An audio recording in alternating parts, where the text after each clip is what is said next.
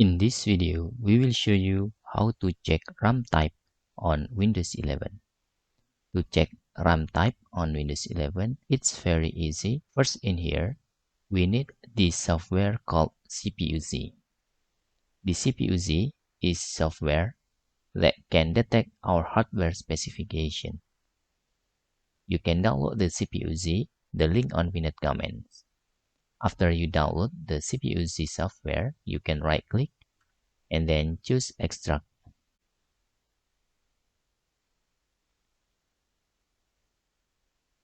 After that, you can open the folder.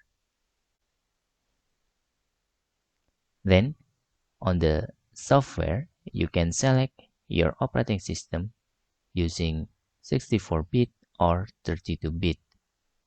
If you are using 64-bit, just double-click on the CPU-Z that using 64-bit here. Wait until the loading process is complete.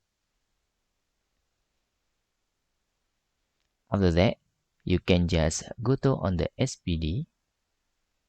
Just select SPD tab. You can see there are memory slot selection here.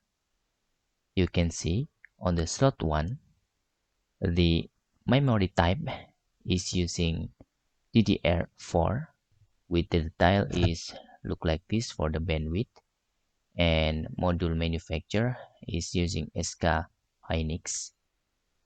If you want to see another slot, for example, in the slot 2, it is the same, okay, for the types, but using manufacturer from Kingston, you can see here. And you can also see the memory tab here with DDR4. The channel is dual and total the size of this memory is 16 gigabytes. Okay, you can see on the memory and SPD, you can see the tiles. If you need to upgrade or using dual channel, you can buy the memory based on the slot 1. So you have the maximum performance on there. And that's all tutorial how to see memory type on Windows 11. Hope this video helpful for you.